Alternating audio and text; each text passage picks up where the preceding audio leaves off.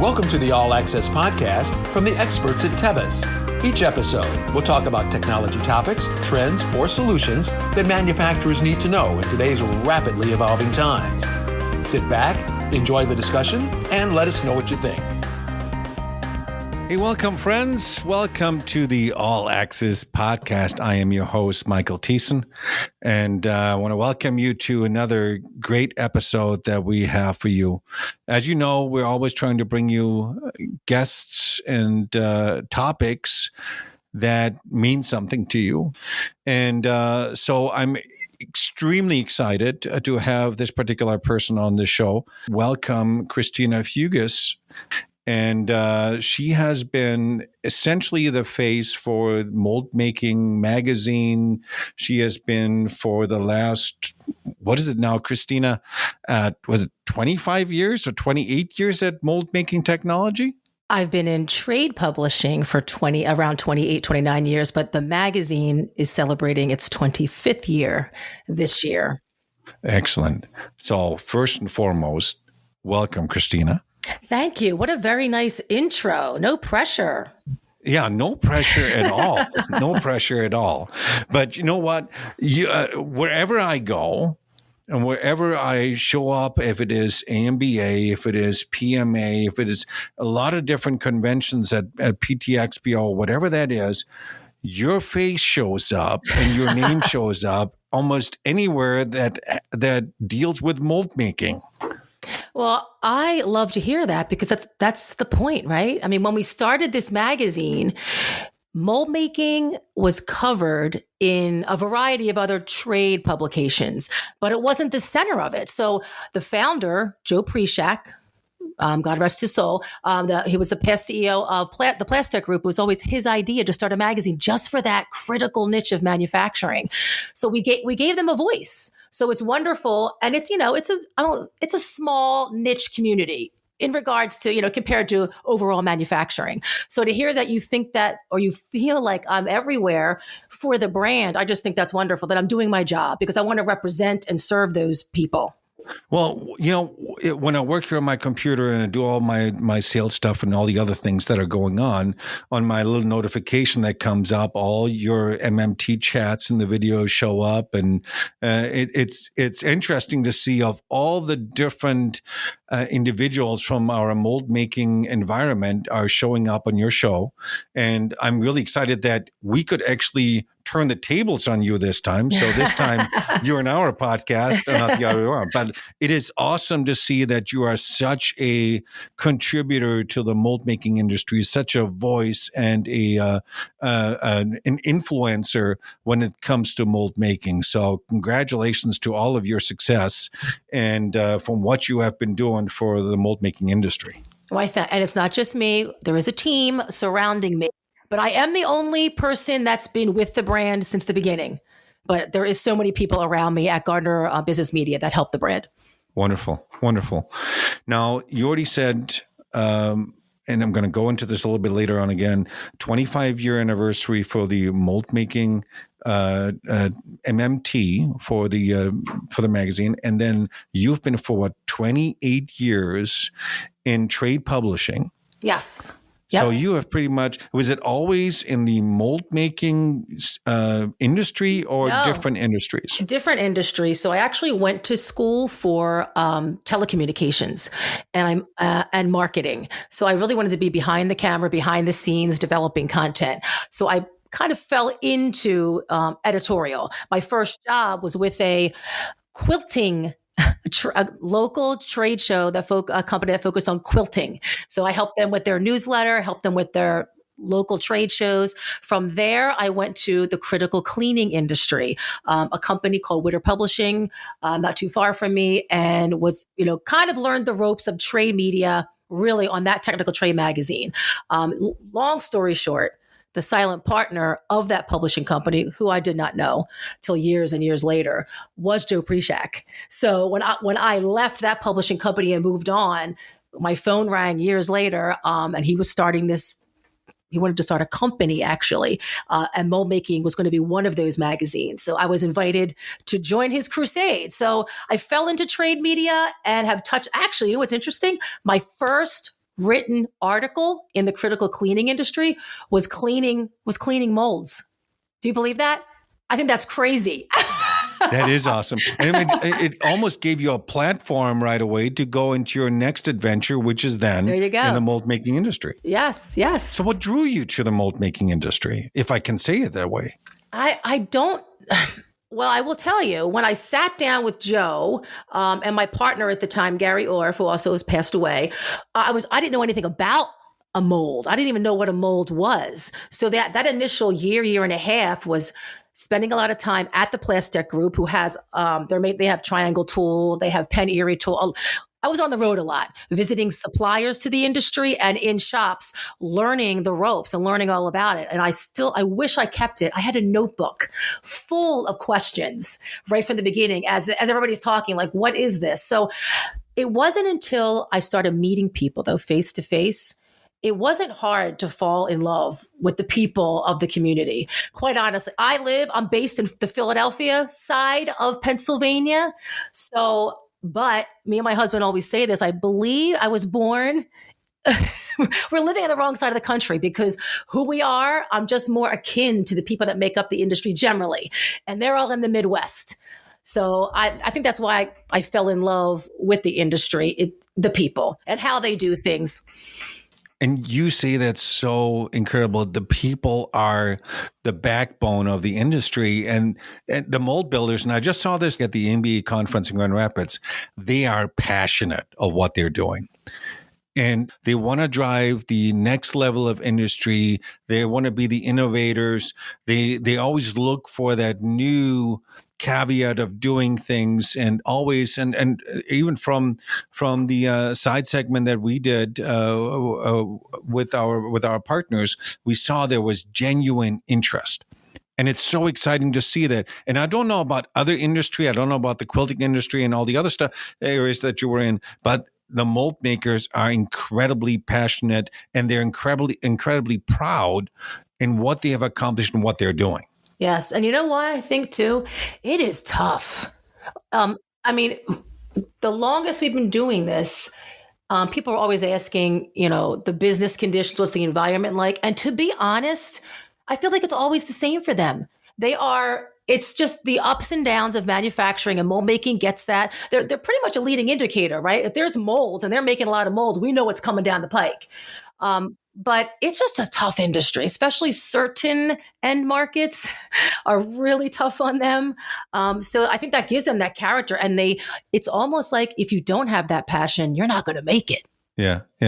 And you probably, all these changes, these moving gears that all these mold makers have run into, it must be incredibly difficult for them because they have to adjust on the fly. And you probably at MMT have seen this entire mold industry shift from left to right, and where they had to adjust, and they're running into these situations. Tell me a little bit, what have you seen on the mold industry? Evolved. How did they evolve? Yeah, I mean, it was quite the exercise going back over 25 years. So it's a timely question. In a nutshell, I would say mold making used to be we called it mold making. Now I want to get more familiar with saying mold manufacturing, because it's not really an individual process anymore. It's like it's process driven. It's not just one guy in a shop driving the information through the shop and, going to the different machines.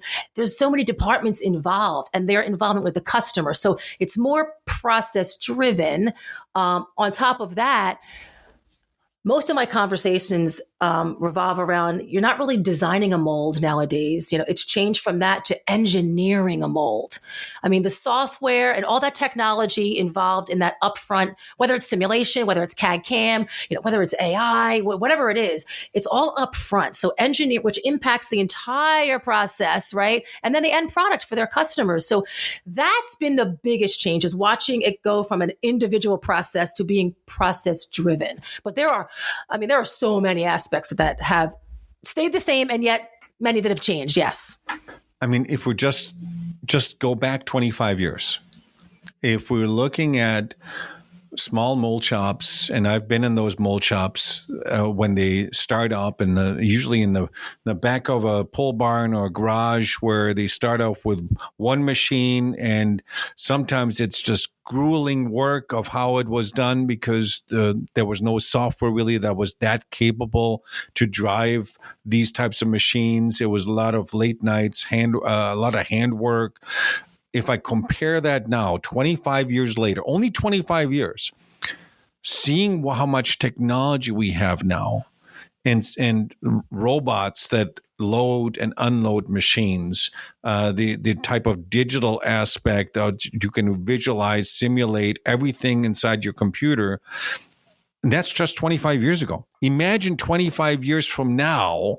Hopefully by that time I'll be retired.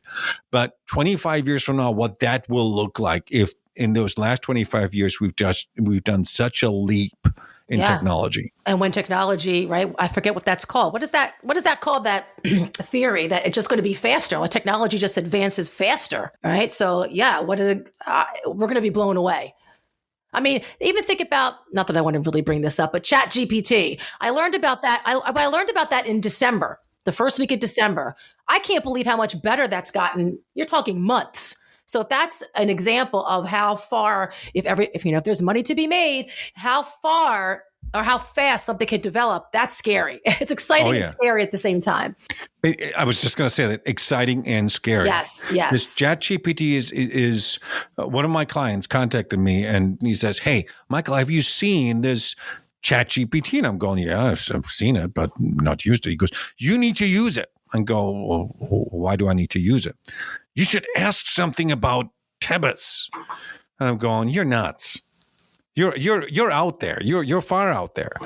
And he goes, "No." And he shows me a screenshot of what he asked, and it blew me away because I could have not phrased it any better of what ChatGPT did. And I'm thinking, man, this is like Total Recall, the movie, and RoboCop, exactly, all happening right in front of me. Exactly. And, it's very interesting. And it's if that's going to be driving and assisting technology and manufacturing, I think it can be exciting. Of course, it can be a little bit scary too, because we're already running into the situation that we don't have enough people to do this kind of work. Right. And now we're getting all of this stuff with AI and robots and all of this that'll do it. Yeah, I know. We have to figure that out. Just remember, though, with that ChatGPT, from what I understand, it's not new. I mean, it's not getting new information, right? And I guess until it starts teaching itself, it perfects that. But it can only go so far, right? I mean, if I'm developing a story now and I haven't, it's not up there yet, then it can't scrape that information, right? For lack of a better way of describing it. So I don't know. It's interesting. Like with a computer, though, it all depends on what you're feeding it. Yes. Is what it will tell you. Yes, that is true. This garbage can be in, garbage out. Exactly. So hopefully there's no garbage going in. Now, 3 years ago, we ran into this thing called COVID, which turned everybody's world upside down, including our mold makers. Yes. But what did you see? Yeah, but I saw many positive things. As crazy as that time was, and mind you, there's still an impact from it if you get into supply chain issues, but that need for critical medical equipment, right, and components that everybody was experiencing, it put a direct spotlight on the value of mold builders, especially our domestic ones. Right? In the time of a crisis, did they step up to the plate? I mean, small ones, large mold builders, they did things with ventilators and whatever, respirator components and masks, test kits. They did things I don't even think they knew they were capable of. Now, mind you, it was all hands on deck with certain jobs, I guess, but they were able to turn weeks into days sometimes. And it was incredible to see not even them, but their suppliers, like their machine tool builders, their hot runner suppliers, their software suppliers, all of their vendors like you coming together and helping them accomplish things that needed to get done. So I like to think that the mainstream world got a little bit of a glimpse at how these things are made, and that mold builders are a critical component of getting what your dad needs if he's in the hospital. It has to get made. You don't just hit a button and it appears. So that was incredible for them. But it taught them a lot, I think, about their process, like what they could do with the people they had and with the equipment they had at that time. And I think they amazed themselves. And then many came out changing the way they do things. And that includes, allowing some of them, their engineers could then work from home, like all that remoteness too. Because even with Gardner, even with my company, we're not manufacturing house. We can work remotely. That is something that we learned. You learn what jobs need to be in house all the time and what jobs don't.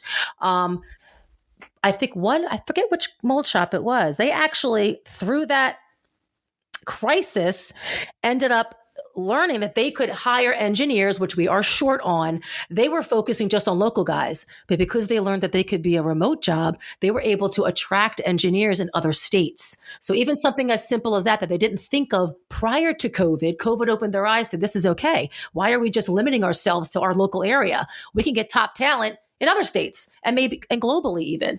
So that was huge for mold making. Yeah, I love that you turned this very negative, dark times that we had back then into positive, because you're right. A lot of my mold makers, a lot of the guys that I interact with, they were in the shop. They were producing molds during that time, nonstop, 24/7, trying to work on ventilators, other molds for the medical industry. And really, they were part of that entire hero group. They were not called out for being heroes, but they truly are, because they created life-saving equipment without even asking twice. And a lot of the mold shops, they came through and they did it in half the time. I was talking just not too long ago with a gentleman in Grand Rapids, and with his company, they did enormous things in a short amount of time. Extremely proud, and they should be, because they have really stepped up to the plate when it was needed. And some of them weren't even in medical, diversified into medical, gained customers from that. So to double down on this, what was interesting about COVID, so they had stories to tell. So the MMT chat series that we started, it was because of COVID. We wanted to tell their stories. We couldn't go see them in person. So we weren't doing videos like that prior to COVID. I don't know that many trade media was at all. So that forced us to get comfortable, I think it was GoToMeeting at first. And I think my first one was Bill Berry of Dye Tech and Engineering. It was his story. Turned on his camera, turned on my camera. And since that day, if you go back to March 2020, every week I was pumping out an interview of shops, mold builders that were doing COVID stories. And then as we got further away from COVID, the videos improved. But I was like, you know what? There's more to talk about. We might as well continue doing these. And I get calls of shops just wanting to talk about the different things that they are working on, different innovations and strategies and projects they're working on that are not COVID related. So COVID helped Gardner and mold making get comfortable with digital content. So we changed our process too. And not just you guys did.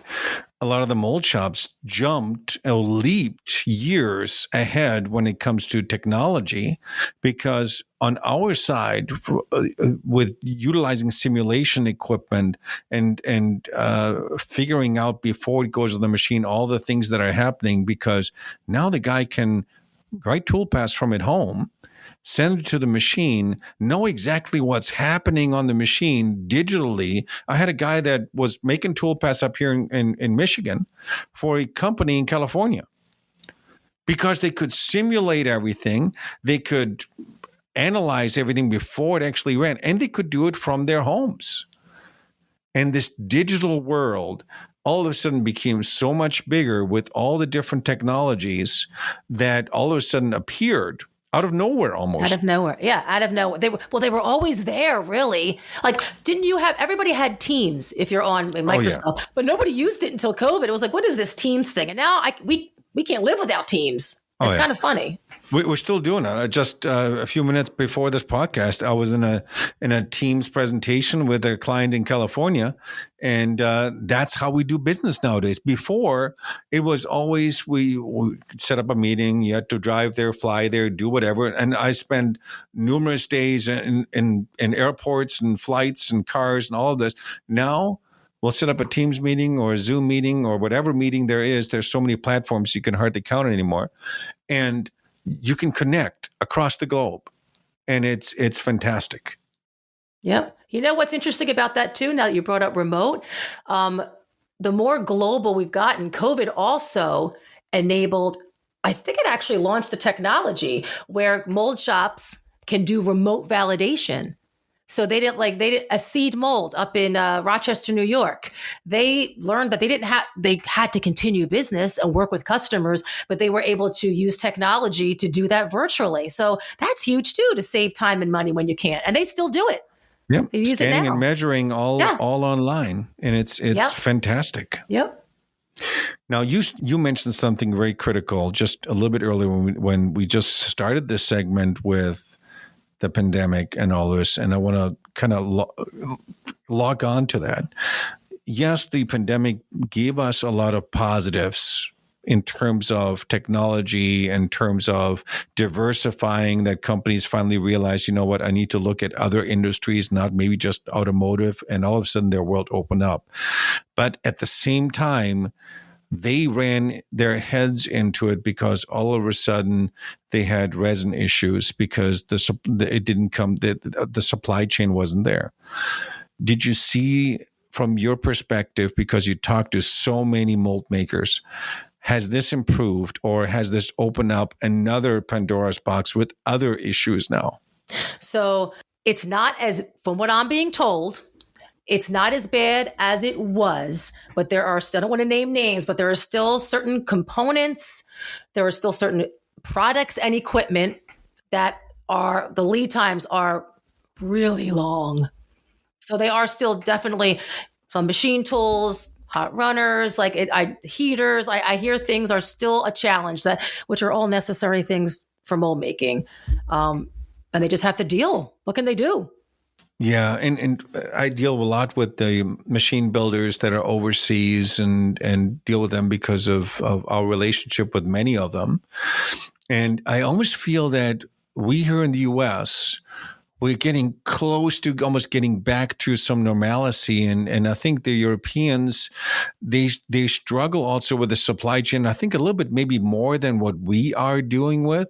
And of course, if a machine tool builder sells a machine maybe over here, potentially there might still be some issues that we see over here from all of this.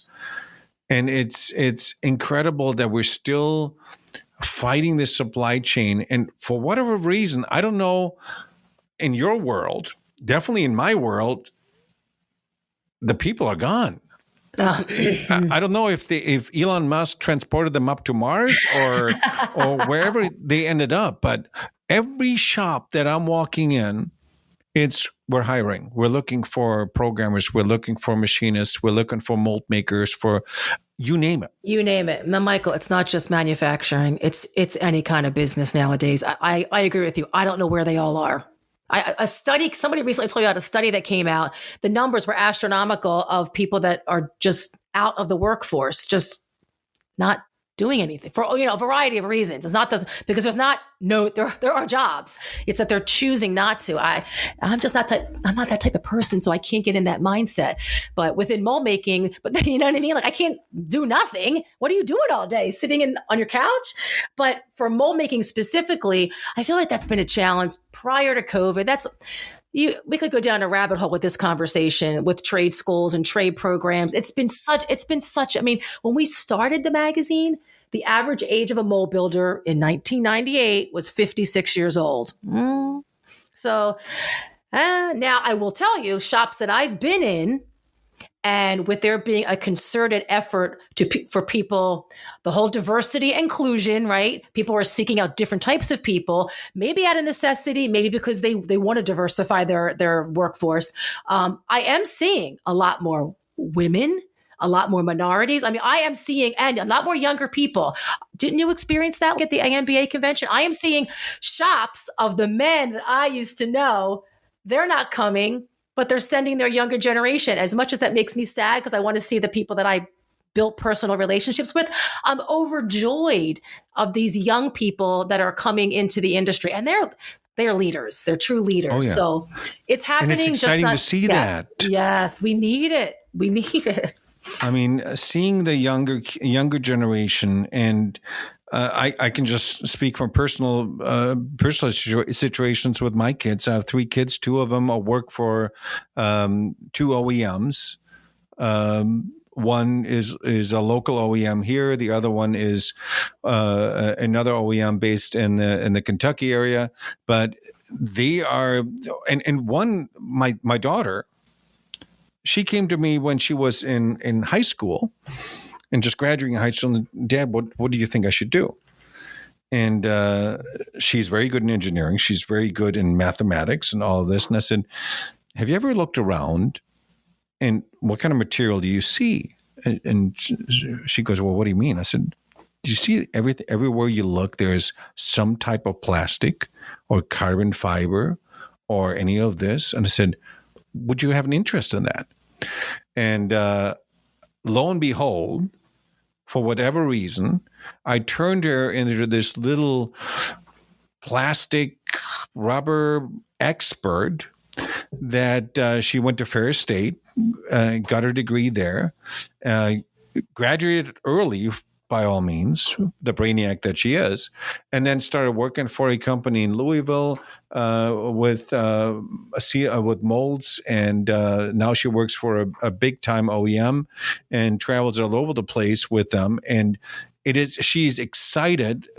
The thing that with her, she came home all the time when she came home to us and we sat at dinner, and that's still one of the things that we do. She picks up a plastic piece, she looks around, and she tells me everything that this plastic thing does. Melting point, can it be recycled, all of those things. And it's exciting that a younger generation gets so excited about manufacturing. And I still believe that if we would have kept shop going in high school, if those things would still be available where kids could get the feeling of, I've accomplished something, I've built something, I've fixed this, I've done this, that maybe we would have had more of these young individuals learning a trade instead of maybe going to college and all that kind of stuff.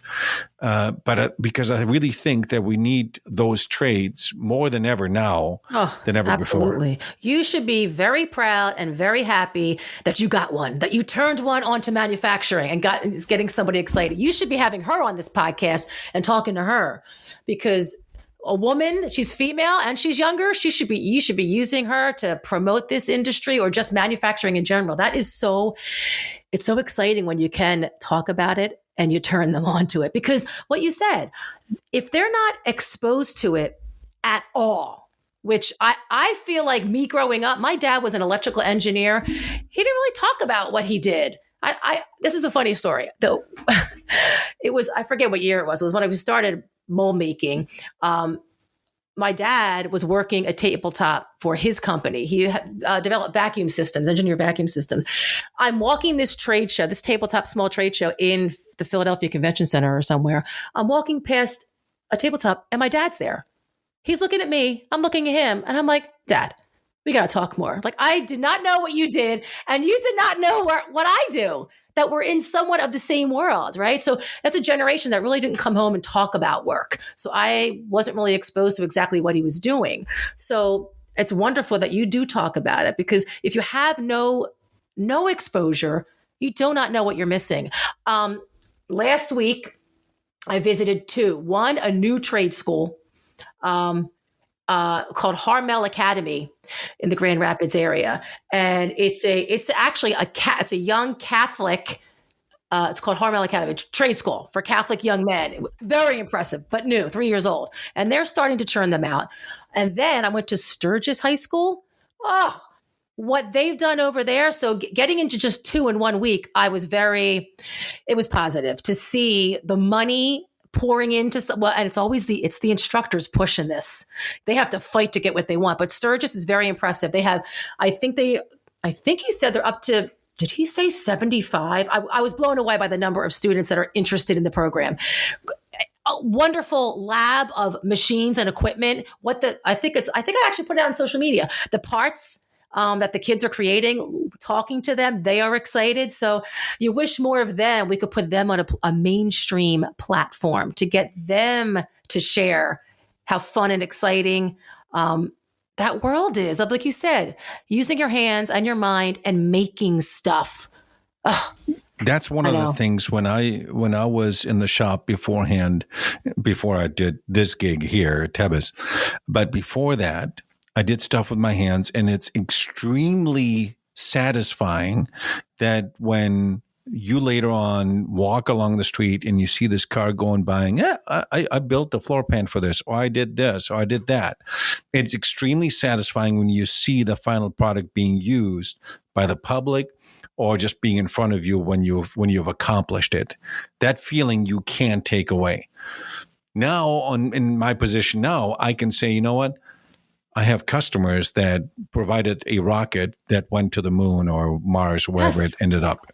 With something that you helped them with, right? With this, exactly. It's all this team effort coming to the table and making all of this happen. That's what I like to say to the young ones too. Even if you try the trade, right? Say whatever, a semester, and you find out you don't want to work with your hands. I was telling some of them, but remember, a mold shop, for instance, is a business. There's HR, there's marketing, there's IT. So it's like any other company. You don't just because we're not going to force you into the trades, but everybody, I believe, should try it to see if they like it. But you know what? Seeing at AMBA, the emerging leaders conferences and the emerging leaders that the AMBA already has, these young kids that are involved in the mold industry, there's hope. There really is hope that the mold industry can be revived again and can come back to before the glory of mold making. I agree. And think about this too. That younger generation, not to knock on our seasoned generation, but I am noticing they're kind of what you talked about in your automation session with Franchino Mold. There's a mindset. Change is hard. So I'm noticing these younger ones coming in, if it's the right relationship with that owner or that older, more seasoned person, if they have the right relationship, they embrace technology and just different ways of doing things. They're open to really change the way a mold is built. And that gets me excited too. They can help that seasoned person transform their business and hence the industry, because it is hard to change. Oh yeah, and that was one of the reasons why we asked these poll questions during our segment, to kind of find out what is their where are they standing with their average age and within a company? Because if they have a lot of younger kids in there, they're much more in tune with computers, with electronics, with having an open mind when they look at things, rather than saying, well, we've done it like this before, so we're going to do it again.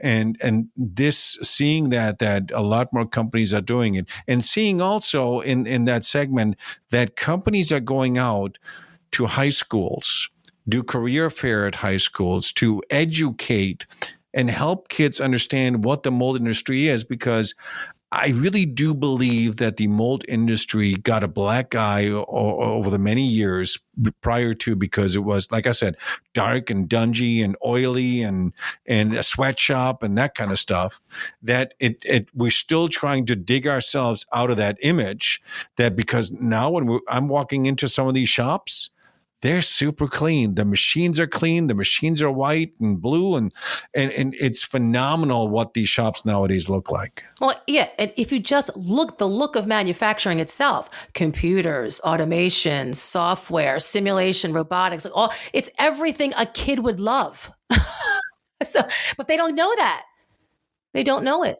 We have to show it. I said, it's got to go. I wish there was this, I hate to say it, some type of big celebrity that the kids was somebody that could become like that micro, because I feel like the only way to make an impact is these kids it has to be somebody that they follow, that embraces it, to introduce it. Otherwise, we're all preaching to the choir, Michael. Well, you're almost Right? there with that celebrity status. I wouldn't say that.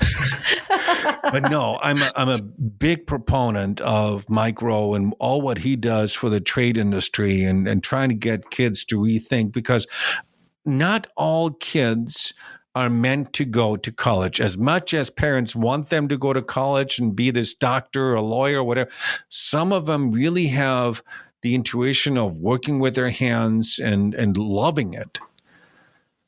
And that's something that, of course, we need to encourage more and more. And people like you and companies like you and your team and so many other more teams that are out there that are these influencers and these spokespeople for the mold industry. I congratulate all of you, because you guys are really bringing these young kids to the table so that the discussion can happen. So I really think there is a future for our young mold builders to come into this and be successful.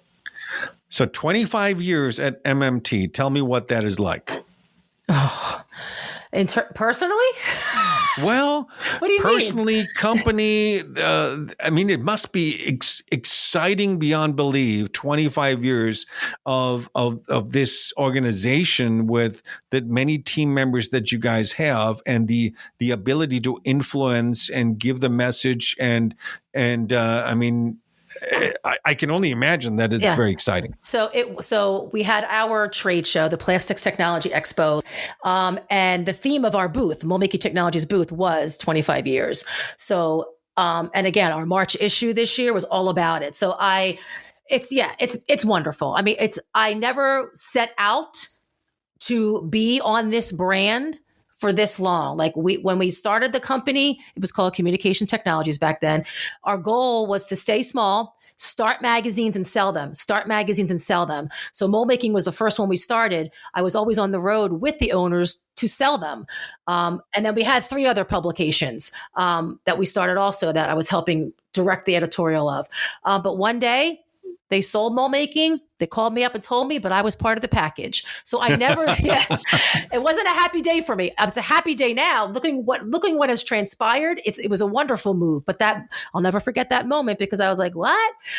So I never intended to be immersed in this world for 25 years. It's more than half my life. It's unbelievable. It's unbelievable to me. So that, and I'll never forget, and I wish I could remember the mold builder that said this to me, that mold making helped legitimize his career, because there wasn't a brand that called out. There's tons of manufacturing magazines, right? And things like that, and shows, but nothing that was mold making specific. So when he got that magazine, he was overjoyed, because it was like, oh yeah, that's me.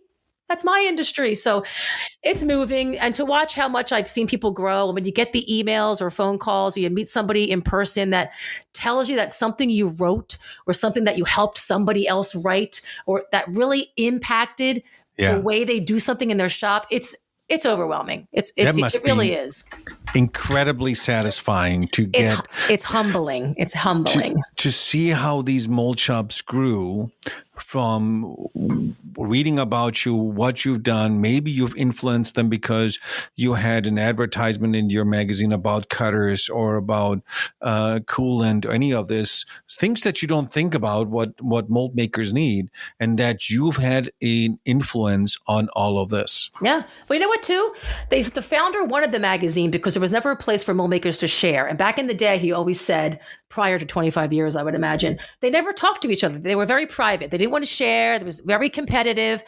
So that, now that I'm thinking about it, is another huge change, where not that mold making technology did this, but we were part of it, helping them know that it's okay to share. The industry will be better if you guys share your stories, because if one shop thinks they're the only ones, we're alone in this challenge, it's only us this way. No, it's most of you. You guys can learn from each other. So I think we did help to show that it is an industry, it is a community, and you're not just this lonely shop, out somewhere in Michigan or Illinois on your own. There are people there that can identify with your challenges. But this is exactly, if I can quote Troy Nix from AMBA, people make people better. Yes. and Yes. and Exactly. that's what you are involved in spreading that word and bringing them, these mold makers, to the table, having them talk to each other either through your MMT chats, and I've seen many of them, having that ability and that megaphone, so to speak, that you have that chance to see these companies grow, prosper, bringing them to the table so that they can share and help each other. Because at AMBA just recently, seeing that one mold shop helps out another mold shop, that person turns around and gives back. That's the American spirit. Exactly. Like to a And T. that's awesome. It's really awesome to see this. Now, because of the 25-year anniversary now, do you see a shift in the way how we market? Oh my gosh. Yeah. Well, yes, because we've went from being very print centric, right? Everybody, whether you're well, we don't even like saying magazine anymore because MMT is a brand. We're not just a magazine. We're a website. We're e-newsletters. We're videos. We're social media. And that's everybody. I mean, we used to do postcard decks back in the day, which sometimes I wish we could bring them back because it would be refreshing because our inboxes get flooded. But, it is, I think what's changed the most is everything's more personal, right? And I've learned that and probably in every industry, but I'll speak for mold making, it's relationship based. I always like to say it's a community. It's not so much an industry, it's a community. They deal with each other and their vendors and their supply chain. There's people behind it. So I think the marketing has become more personal, whether that's meeting people's teams, their faces, interviewing them themselves on their websites or social media. It's about telling stories, it seems, is what has changed for me, digital, socially. And I think too that maybe we're leading a much faster life than we've had in the past. We don't have the time anymore to sit there and read a magazine because we're always on the go. So that's when YouTube, watching these videos, watching these video podcasts, audio podcasts, digital content, digital, so to speak, magazine, that's when this comes all in hand. And we all have this gizmo called a phone. It's not even a phone anymore. It's this mini computer nowadays that we have that you can do anything with. And we like to say that we've learned to meet them wherever they are, whether that's print, digital, social, or in person. Gardner's getting better at understanding what our readers want, like who they are, what they want, when they want it, and how they want it. I mean, let's face it, that's where content's going, because there's no lack of content. But it can be overwhelming, the amount of content out there. So we have to get to know our audience better so we can deliver what they need when they want it, how they want it. Exactly. Now, you went to PTXPO where you had your 25-year booth. Yes. It used to be called something else, right? This entire show used to be called Merimold. Let me clear this up. There seems to be a little bit of confusion. Okay, so here we go. So mold making used to have a show called the MoldMaking Expo that started in 1999. I forget what year it was. I think it was 2010. We changed the name to Amerimold because Gardner had a partnership. I don't know if you remember the Euromold show out in Frankfurt, Germany. It was a gigantic. Yes, I do. I think the trade show management company was Demat. I forget. And we partnered with them. So they had Russia Mold, Brazil Mold. We became Amerimold. So we kind of entered that franchise, I guess. So then we were getting feed. So Amerimold was every year. We started off in Columbus, which, make a side note, Amerimold is happening. I'll repeat this at the end. Columbus, Ohio, June 5th and 6th, 2024.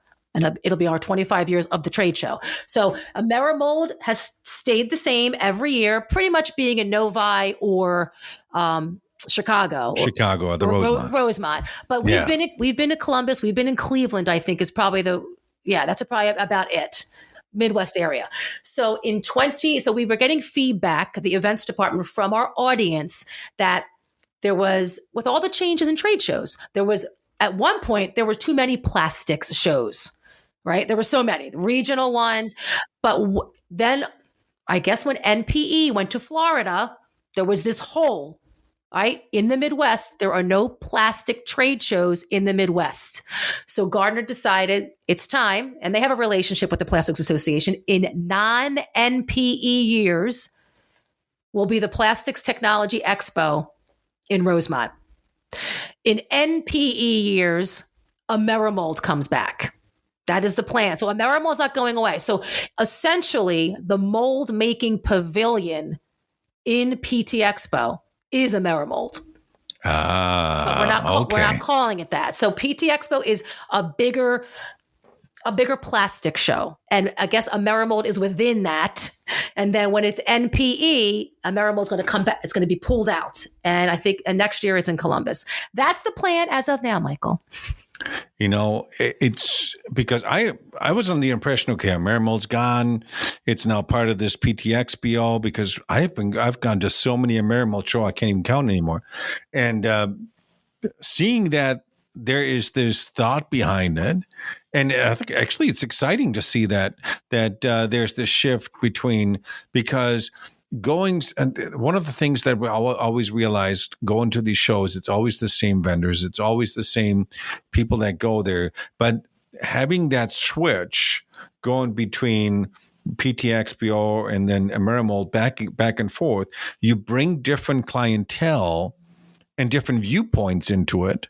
So it's not always the same people over and over and over again. No, exactly. I think what I notice is Amerimold will, and I could be wrong, but this is what I'm thinking. What do I see? PT Expo gets, from my perspective, the mold building side.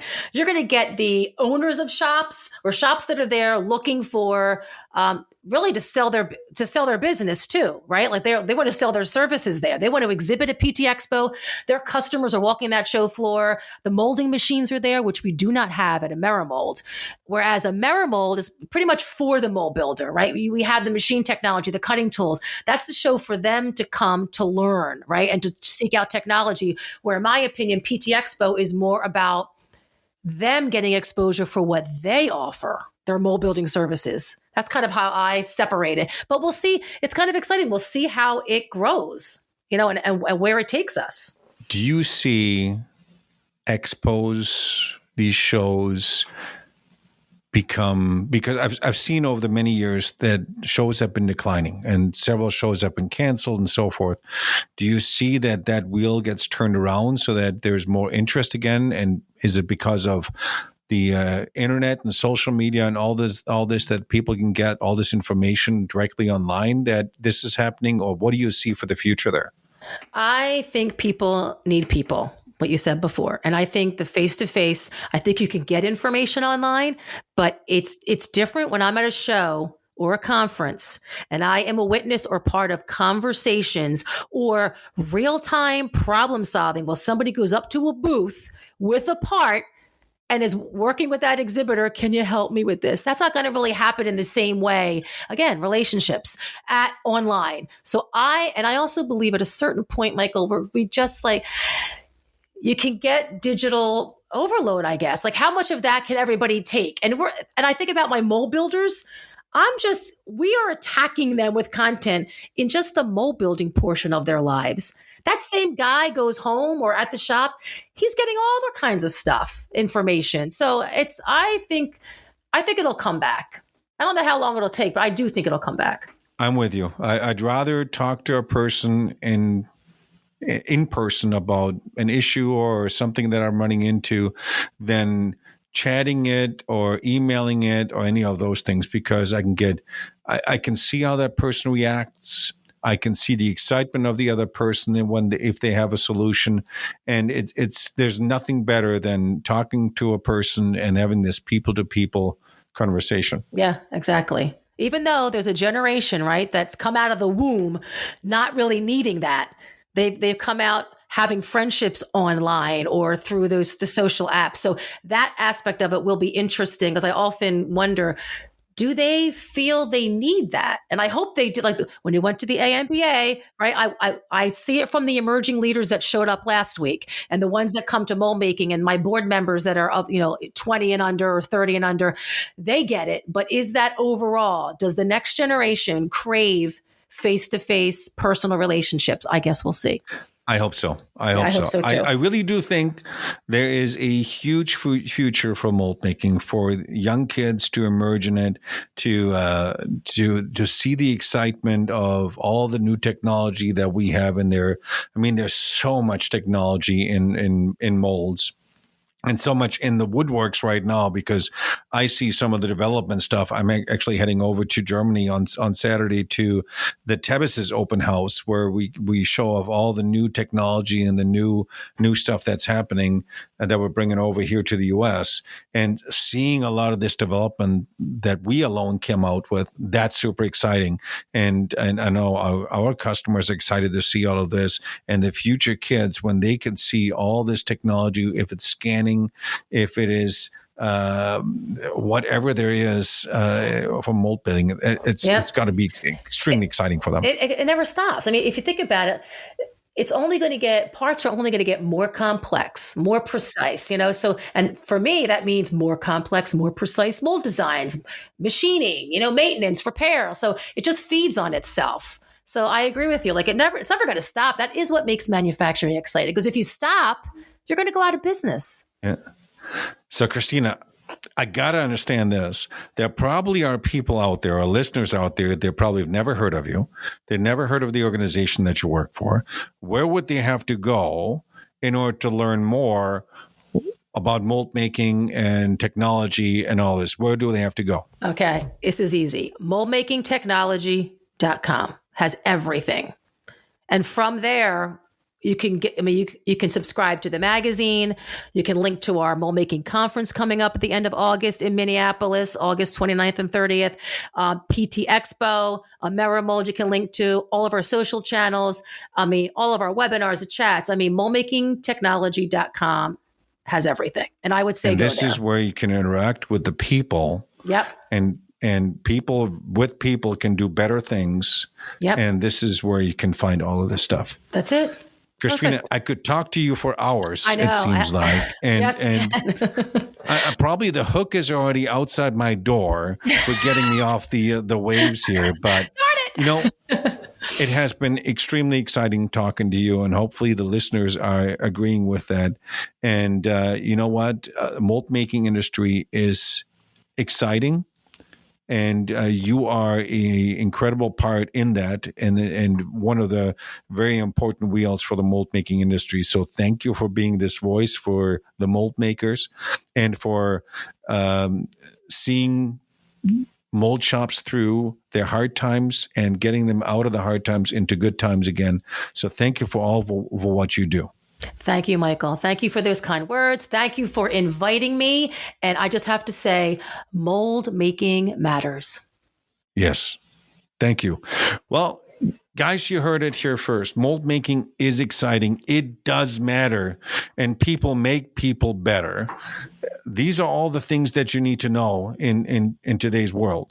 And if you believe that, and if you listen to this segment here, send us some comments back. Send it to marketing@tebbisusa.com, marketing@tebbisusa.com. Send us your thoughts for maybe future episodes. Give us your topics. We're always looking for more exciting things.